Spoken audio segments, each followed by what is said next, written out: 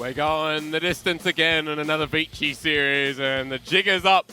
If you want to verse Vici, you got to take him in the long haul, because Top Esports did not expect this one coming after what was an explosive end of the game, Raz. Yeah, if you're going up against Vici, you always have to cancel your plans, right? If you have anything, you're like, maybe I'll end at 9 o'clock or like 6, 7 o'clock.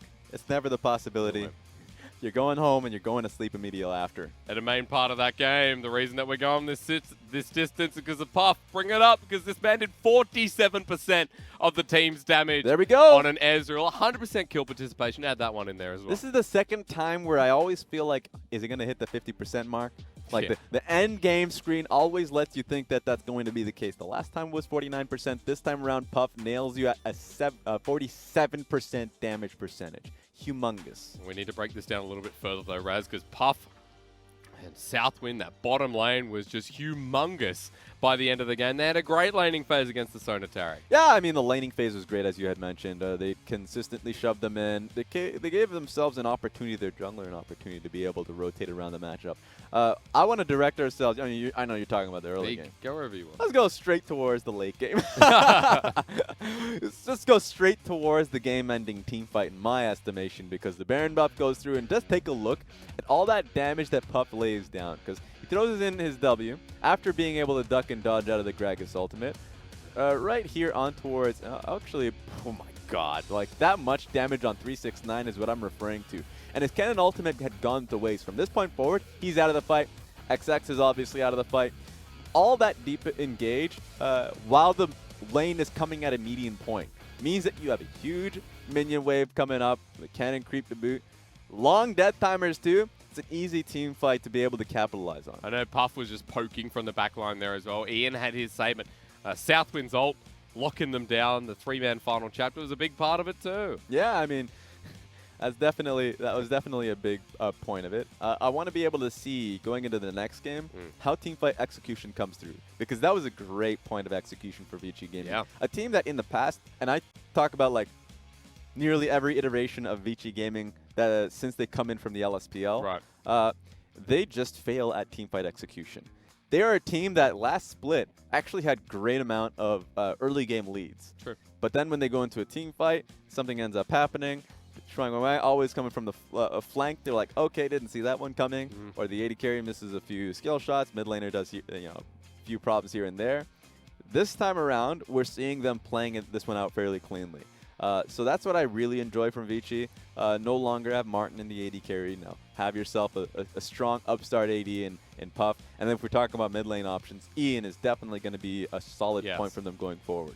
What I liked about that game, and what I've been saying time and time again for Vici Gaming, is that the jungler just looks, Ike's to Youdang is just night and day. Yeah, he's more calm. Yes. Having a calm demeanor is always going to help you out. So much better. Like when you're under huge amounts of pressure, and funny enough, a lot of people would be like, well, what pressure is this? But for a new team that lacks experience, being in a lead is pressure. There's so many times, and we're seeing, like, let's say Rogue last split in LEC, or in the LCS, like, let's say 100 Thieves. A lot of these teams that when they're put in these positions, 100 Thieves may be a bad example because they're a team with immense amount of experience that still wondering what's happening there. Yep. But, like, when you are a young team in a position to win with the game lead that you have, things start to really go out of sorts. Like, everything starts going on the wayside. And a bit of it is, like, not knowing how to complete leads with a lead that you have, but another is just, like, your mentality just goes completely blank. And you start finding small windows. You're like, that guy's out of position. Everyone go in on him. Yeah. And you realize that you just messed up and you lost yourself. And I mean, other regions, they're not in the best of threes, where the best of threes itself is a whole new can of worms. That's true. Vici Gaming, if this was the best of one, let me tell you how many games Vici Gaming would actually have won. It'd probably be a top team.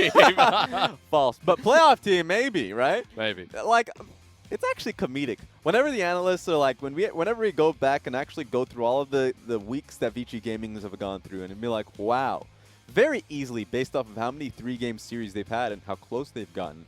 They were close from being, of course, they were the last place team, to being a playoff contender. Like, that's how much results matter. Yeah. Regardless of how bad you look or how good you look, you can look bad and still win a series. Like, it's happened numerous times. And the fact that they're always kind of treading that line is interesting. But it seems like they've recognized that they can't just kind of bank on lucky wins that they need to be able to shore up a strong lineup. And last game you saw them being able to finally make do with all their execution and issues. It didn't necessarily come out of the early game, which is what Vici Gaming's strength has been from game to game. And as we do welcome them back to the stage, Youdang had what was a very calm early game. It was, you know, much like game number 1 where it was back and forth, but then we got into the mid game, and this time team fight execution was there. Yeah, so that's all a big plus, as you can see them coming back. One player that I want to look at, and not for any analytical purposes, is actually going to be Ben. You know, when Ben comes out, he hasn't been drinking coffee like everyone else, or water. Remember, water goes in the same cups, and they have. It's been the fact that he's been drinking them damn war horses, man. He is a power drink connoisseur. He's not. Where's the bottom line? He's drinking them out in the bottom back. line's just not he's trying to just get it all out before he comes half on the team of TOB aren't there. He's very likely, taking a washroom break with how much Warhorse he's actually drank. So that's my assumption here. Take it as a fact. I didn't see one in here. The rest of the team. That's cool. We'll see it when it actually gets to his camera. Or we won't. But take a look at how relaxed XX is after the last game. XX is a happy-go-lucky guy. In fact, one of his only infractions when he was on a TOP in the past was when he first came in as a rookie. And they were getting slammed, I think, by Invictus Gaming. There he is with a damn Warhorse! Get it down! Chug it! Back to story time. While they were losing and just getting slammed in this game, he was smiling. He was laughing it up. And unfortunately, his organization didn't like that. So they banned him from the next game, so you get his attitude thing. But he's the type of person where he's genuinely going to be like having fun in these games. He's a happy guy. For me, I see that as a positive. Yeah. Like, you need to have that kind of an aura. Not necessarily. It's always a debate if you're in a losing environment whether it's good to have that environment. You technically want pressure amongst the lineup. But this ain't a losing team, damn it. No. This team's been winning. And having that mentality is always positive when you're a team trying to continue to get that positive vibe rolling. Especially during the regular season. I mean, you get to that point where you know that you should be top 8 if you can just keep the progression going from what you did in spring. Top Esports, you should be happy about the way they're going. But if this is a Game 3 loss, then maybe that's a different story in how their mentality should be, because Vici Gaming's certainly going to try and test them in this one. Are you trying to say anything about their mentality if they lose a Game 3? It should be better than if they win. Is that right? You used to be a coach, is that correct? Are you trying to say it'll be better, their mentality, if they lose a game? No, I'm just trying to break you. Break your legs here.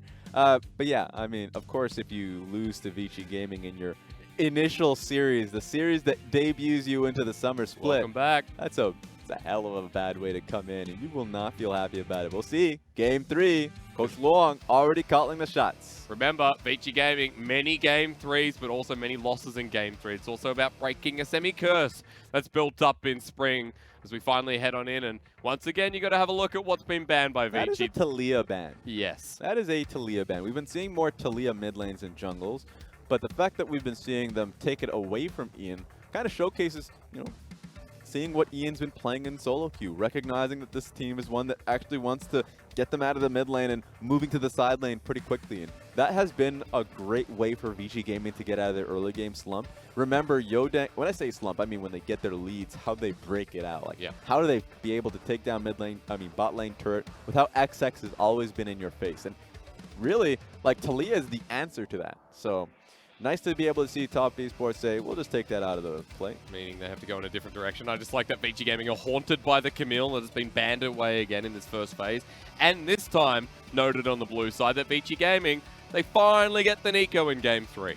Yeah, I want to see where the Neeko ends up going between mid lane and top lane, because she kind of has the same identity as a Taliyah in the mid lane. Has great shove, wants to be able to roam out and be able to help the bottom side of the map. Her ultimate is such great AoE engage and CC and just damage across the board when she goes AP. So Chelizi's, I mean, you talked to me about it. I mean, I agree. Chelizi is the Neeko type. He's the player that goes, if we're talking about carry top lane, press the attack top lane with Chelizi is the way to go.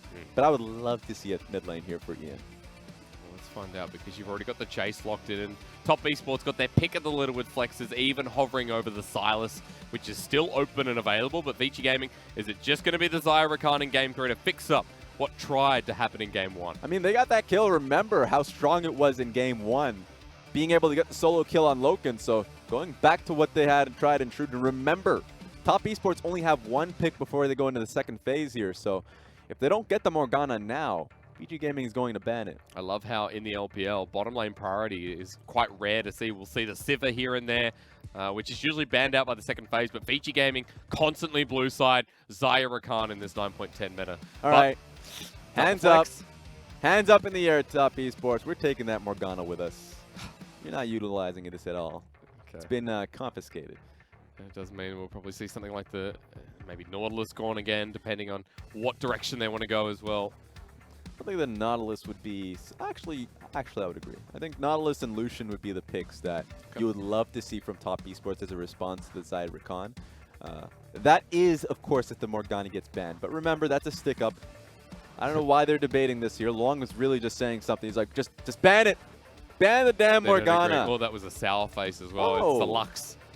That seems like they've been scarred by the Lux, or have they just been seeing how much damage it did to Invictus Gaming? That was a pain. So you're not going to see the Lux, which means we could be going down the barrel of the Game 1 bans and looking at something like the Yuumi.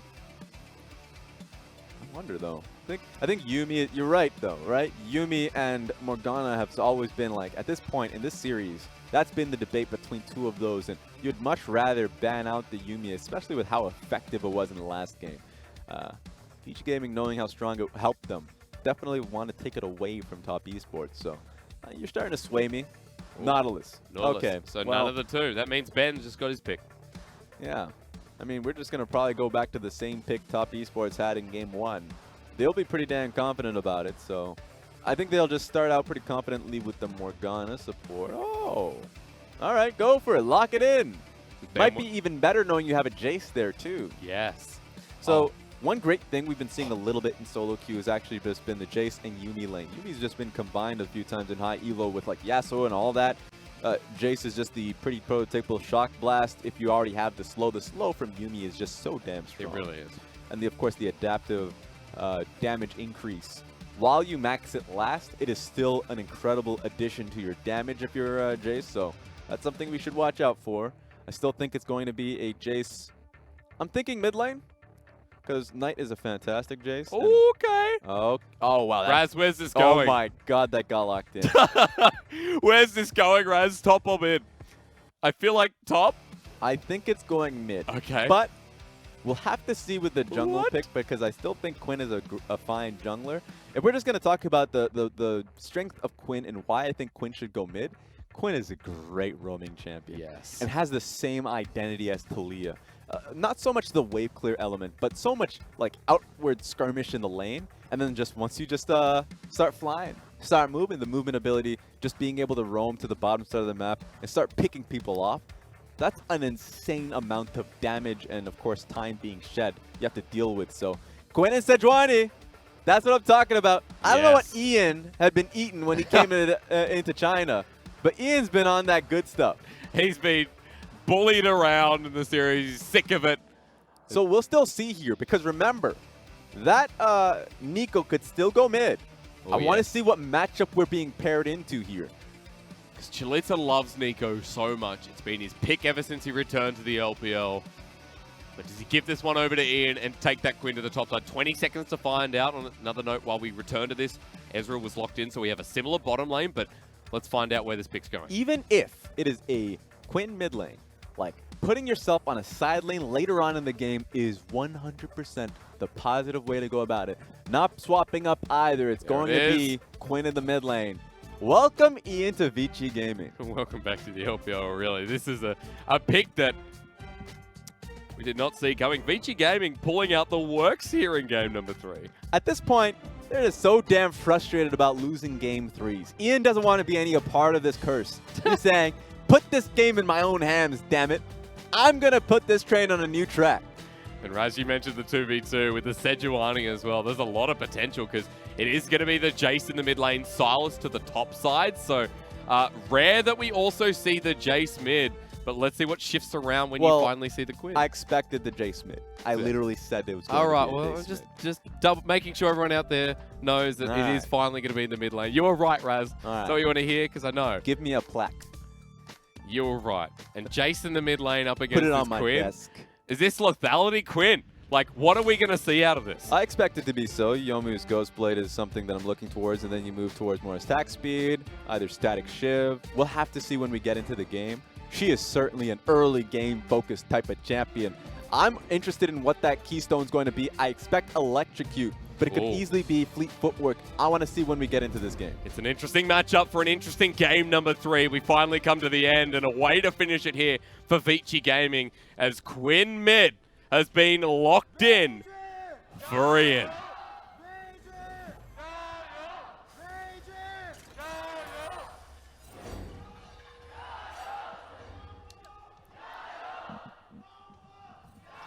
Of course you invade when there's a Quinn mid. You want her out, and you want her out fast, but Raz, I'm just taking a look at the keystone. It is Phase Rush. Nice. Now, I'm going to say the most obvious thing in the world. I haven't seen a damn Quinn in a long time. I want to see this. So there's a lot I don't know about. So remember, we're all going to be learning this one out together, what items we're going to be seeing from Ian. It makes a lot of sense that we're seeing a Phase Rush. Now, one of the greatest things about Phase Rush is just the slow resist that comes with it, right? It's huge once you're able to proc it. Not only just the movement speed, if you end up getting ganked by, you know, a Gragas slow that comes through, there's a lot that from the enemy team, especially Yuumi slow. But of course, that one's at a range, you have to still be able to proc it, your Phase Rush to begin with.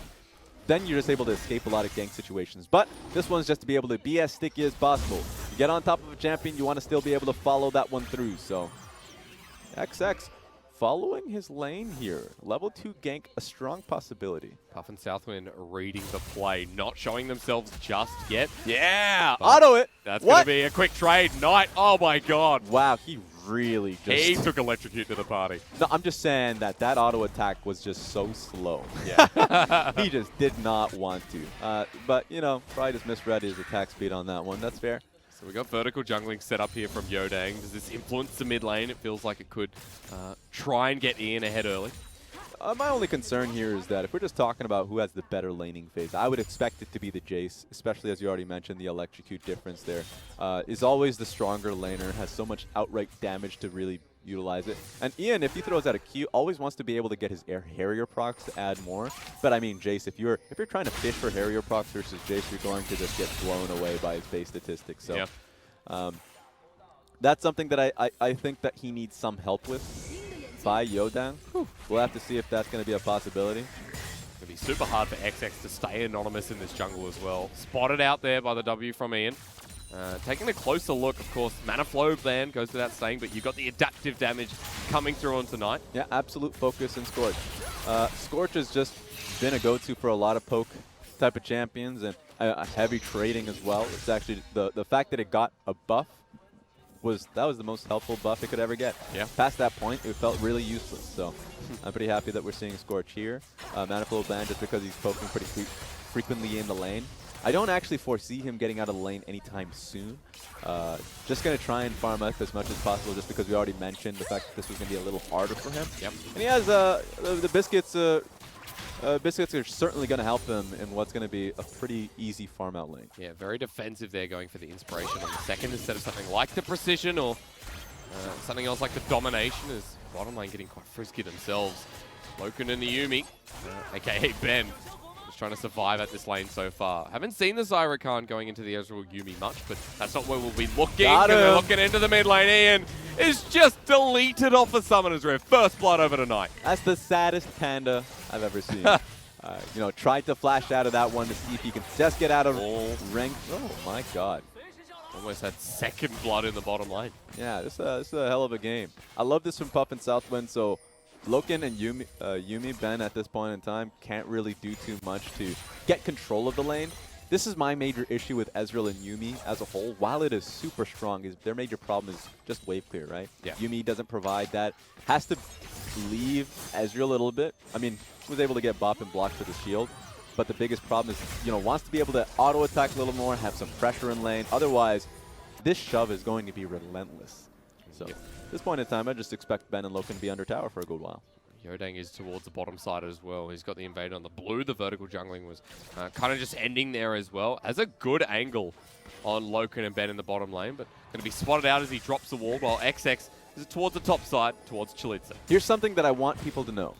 Just even talking to support players, one thing they dislike about picking Yuumi, the only major issue with her, is that she is one of the worst weak side supports just because of the fact that she doesn't really do anything for her AD carry in dive protection. Yeah.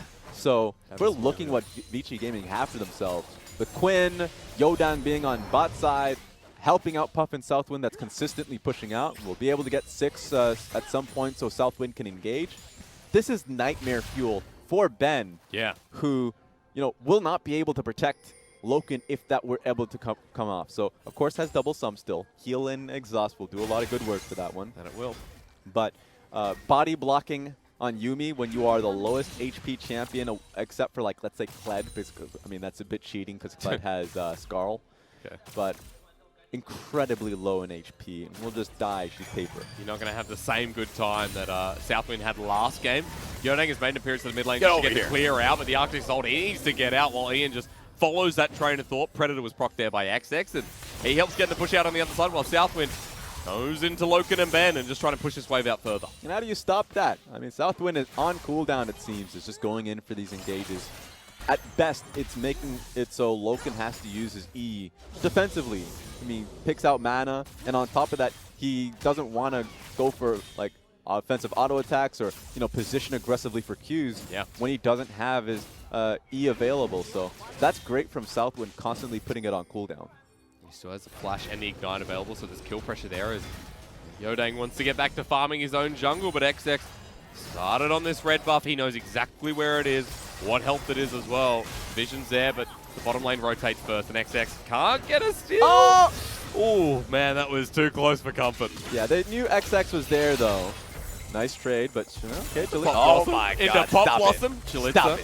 He's going to lose a lot of health here, but not his life. 369, always trading back, man. Yep. I appreciate that. They're going aggro in the top lane, but it doesn't look like there's going to be any kills anytime soon, where Youdang is looking towards the bottom side. Hasn't been spotted out until now, but Vici Gaming can't get the push. They can't get the stun. LokeN and Ben are out. Any jungler, just don't go bot lane. Xayah, Rakan on the left, Ezreal, Yuumi to the right. At this point, what is even the point? Yes. Unless if you're trying to dive the Ezreal Yuumi. Go mid. Nice, interesting. Because look what's happening here. Knight! What a flash into Shock Blast. So well coordinated in the 1v1. Ignited early on that one, too. Knew that he had it as long as the Shock Blast comes through. Nails it. Follows up with the flash auto. Gonna get turret plating. XX can now roam freely through the top side jungle as mid laner's not there. What's up? Has a perfect positioning on the gank. Chelizi has to flash. Body slam comes in anyway. Explosive Cask is there. They just launch onto him, and Chelizi doesn't have a chance in the world. Man, they just turned on the ignition. Top esports on the top side of the map, just blasting Vici's Gaming solo laners. That's what you expected, and it's starting to pay off.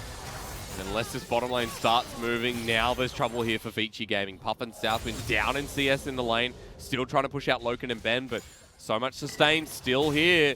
Vici Gaming on the clock, it seems, and XX might be on the deathbed as Youdang's found, and the body slam goes into nothing. Permafrost, goodbye. That ult was overkill, but it doesn't matter. It's still a kill. Didn't know if the auto attack, being able to use the E was going to have lethality. Okay. Southwind, the final chapter. Send it out.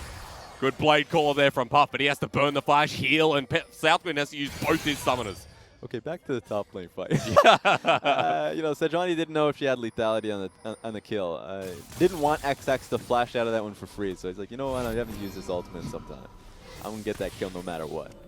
It's a worthy trade. So suddenly, top Esports, their bottom lane is in just as good a position as well. They're going to be able to push this wave out. Ben is going to be able to roam up, clear some of that vision himself, but top Esports already 1,500 gold lead here at the 9-minute mark. You know what I need to see? Yuumi and Misfortune, just for the ultimate, just coming across. That is legitimately how you get everyone in the game to just lose their focus, lose their mind in team fights. It's like, what is this actually killing me? What is happening? What am I looking at now? The combo I've been trying is Tristana and Yuumi. Only because you're forced to. Why? Because the person I play with as he plays. Fair enough. Yeah. There are some good combos with Yuumi, but so far tonight we've seen the Ezreal twice now. It seems to be pretty good in this lane. For top esports, since they've got control down there, I mentioned before, there's a 10, 15 CS lead there for Knight, who has the Youmuu's Ghost Blade already on the Jayce mid. Ooh, feels bad for Youdang. Not going to be able to get a Grasser camp on that one, half the base. I mean, he's been in a pretty decent spot all game long. Hasn't been in a deficit at this point, and being able to pick up the top lane kill, so even losing Raptor camp is not in a bad position by any means. Have a Glacial Prison. Chelizi, that's a Pop Blossom down. It's nobody. Ooh, that feels bad. Yep. Oh, give a Cloud Drake to the team that doesn't have the Quinn. And there's another one coming, so Ian probably not going to be happy about that. All right, let's go.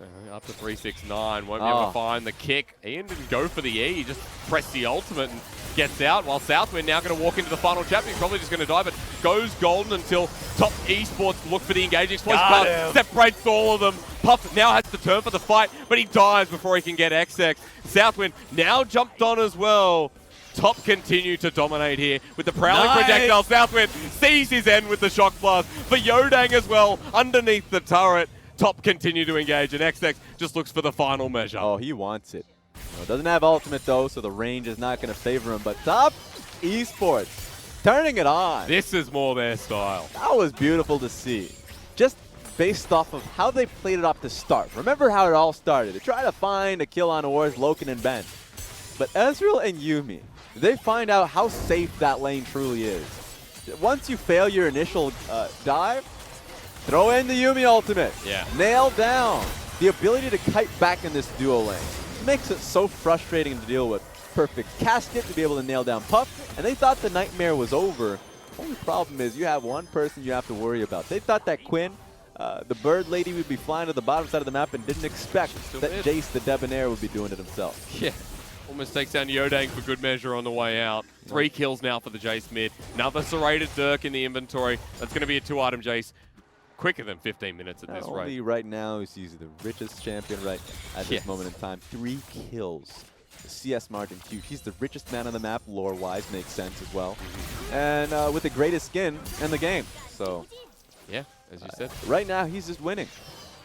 And the Quinn, no successful roam so far. Ian tried to move to the top side, give Chelizi a bit of a break himself, but he was unable to. And Raz, what I'm noticing in this game 3, the difference from 1 and 2, there is no trade here from Vici Gaming. It's not Dragon for Rift Herald. This time, it's Dragon and Rift Herald, both for top esports. Because they're just being outmatched at this point in time.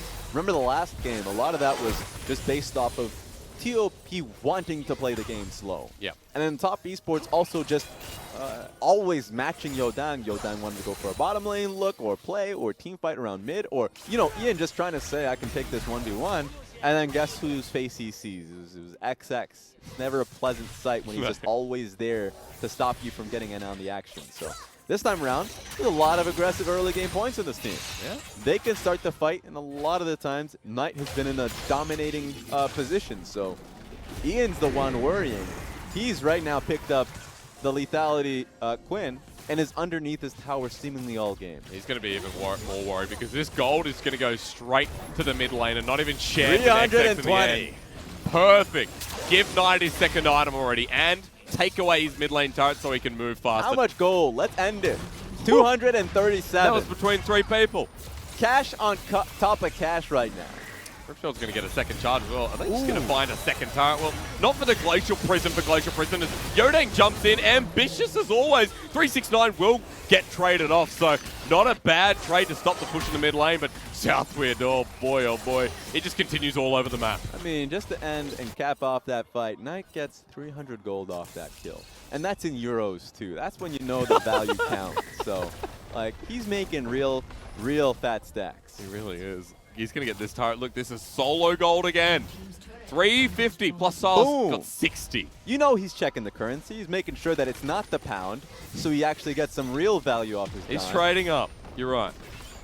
So he's like, perfect. I don't want that British cash.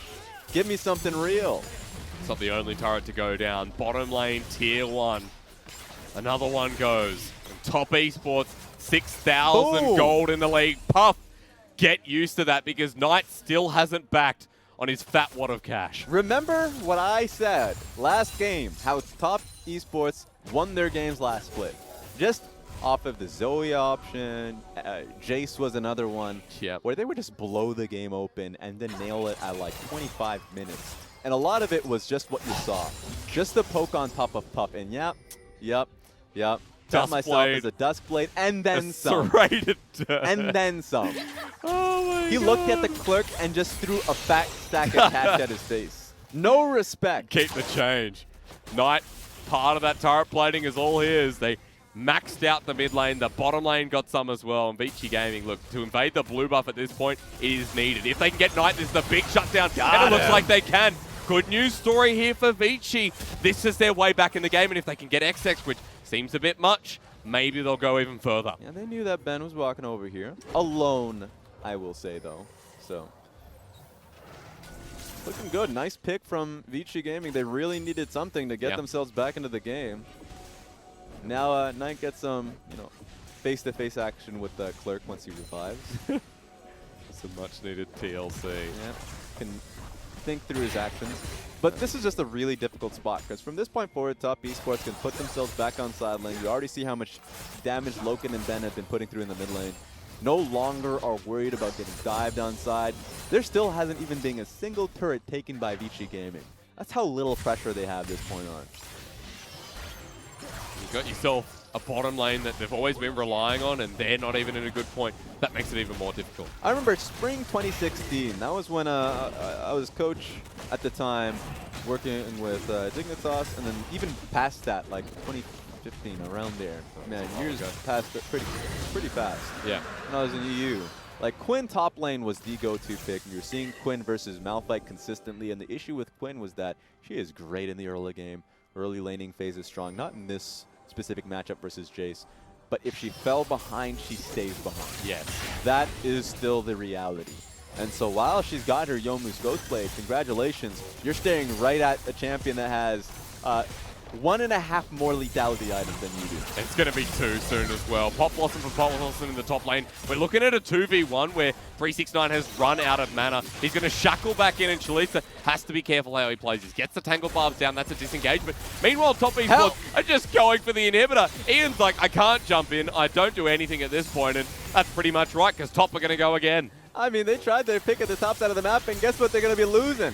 That's a pretty big value loss in the bot side. Now remember, Youdang is the tanky one. He took half his health from a shock blast just then from Knight. Teleport's going to come in from 369, who's revitalized and ready to go again. I'm looking at Quinn right now, and she recognizes she cannot go in a flank position. She's trying. She's thinking about it. Sweat's just dropping down her face and realizes I cannot touch anybody on that team. Meanwhile, Knight is just going face first. That's a true shot barrage. Just, yep, one way or another. An inhibitor's going to go down here. It doesn't matter. That was just more damage coming through. And Vici Gaming back away. Top esports get the maximum, it seems. And now it's just knocking down dominoes for the team. That is how confident they were. Sure, the inhibitor turret was down, but they had no minions in the mid lane. That was all the way up at the medium point of the map. The top lane minions so far up. They were all inning on the fact that saying, you know what, Vici Gaming cannot touch us. We will get the inhibitor bot side. There is so much safety there and poke there that they're going to be getting the damage off, and there's no way that Ian's going to be trying to find anything in the backside. No, you really cannot flank with the composition that they have. He's just got to pick up CS and get to that 2 Can item he? point as soon as He looked at it. And he left. He looked at the minions and realized someone could be He's there. just flying around trying to get as much experience as possible. That's how bad it feels, you know? That's life as a Quinn when you're behind at this stage of the game. This is why Quinn is not every day.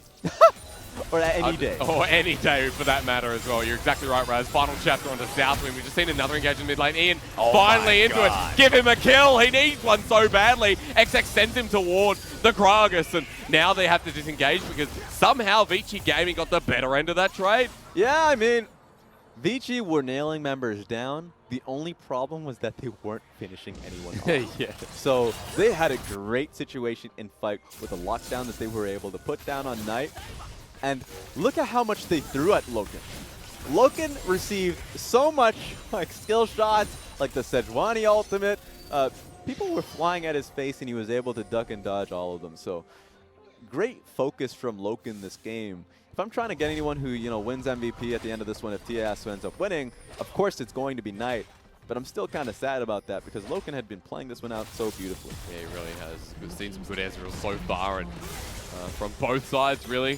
After that turret going down, just as a side note for you, Top Esports still maintain that 6k gold advantage at the 20-minute mark. They're still able to push freely here. So although Vici Gaming got close to a couple of picks there, unable to defend this one, or maybe they are, but take a shock blast. Look at that. Disrupts everything. Yeah. And that. Yeah. You're going all the way back. That's Predator Proctor and Gragas as well. If anyone stays around, they are dead. So they don't. They play the smarter game here from Vici Gaming, just hoping for one of those picks as Top get another. I love the fact that they recognized the wave wasn't good enough, and the next wave would be way too far off. Gives the Ian a lot of time to actually regroup, so they're just going to base off that one. They have so much space to work around with Baron, so good luck for Vici Gaming. It's come to that time, and Top Esports are heading towards the top side of the map. Vici have set up some vision, so this is going to be crucial. Double, triple lenses on the side should be easy to clear. And finally, Ian gets a bit of CS. But is it too late? Well, if Baron goes down... He's getting beat down by the super minions. The super minions are literally smacking him. This is when I want pro view for Puff to see how sad he is right now as he's going 1v3 against all the super minions. Only person doing damage here. But Baron's going to be taken. Down it goes. Send in the cavalry. It's too late. Top might just even turn for the fight. Youdang has to be careful. You know, I'll tell you something that I get off on. And for me, okay, you're already starting off on a great point. So, so I was watching Misfits versus Rogue. I guess we'll have to share. Yeah, pause because this is the pick. Wow. Vici again, find another one. It's XX who dies, and 4 members now have Baron buff. But they have to rush back. Super minions are probably going to claim a life, aka a turret. A turret for a pick at this point if you're Vici Gaming. Rush and save it. Oh no, not this member. Ian's going to get beat down, At least he does a little bit of damage. Help! But he can't save it. Somebody, I can't do this alone. I think he might actually lose this while Top Esports just ignite on the other side of the rift. All right. He's still sitting at that turret trying to shave off the minions. And no one's helping him because they got to defend the inhibitor, which they can't do here. Vici have just left mid lane to its own. All right, back to story time. Yeah, this go is for a debacle. He got about 2 minutes, I was watching, Wu-Light trying to farm while he was completely far behind. Not his fault, by the way, but him trying to farm when he's 20 minutes into the game. Here we go. You don't have time for story. Youdang being caught out again. Final chapters there. Sorry, Raz. It's LokeN who gets the kill. Puff gets poked on out. They might be able to find something, but 369 still has so much sustain. The Ignite won't tick him over. It won't even get close as Flash comes through from Puff. This could just be the coffin built up nicely for Vici Gaming. I think at this point, comfortable enough for you to just wait and try and get a few more kills to pad your stats. Or you could just fight again. Good pop blossom from Chelizi, but it's way too late here. The Ezreal will start taking him down as they find a couple of trade-offs. The minions, however, from all 3 lanes, knocked gone down, and Vici Gaming, the curse continues in the LPL, Raz. Game 3 taken over by Top Esports. You say curse. I say they just outright got outplayed. Literally the worst team on the day. Top Esports came out strong on Game 3. This was the typical Knight performance that you would expect, coming out and starting the spit strong. So, curse or no curse? Top Esports, that was the style I came to expect in spring. What we made of them when they came into the LPL. Quick, fast games, full of control, and on the back of what was a big mid lane.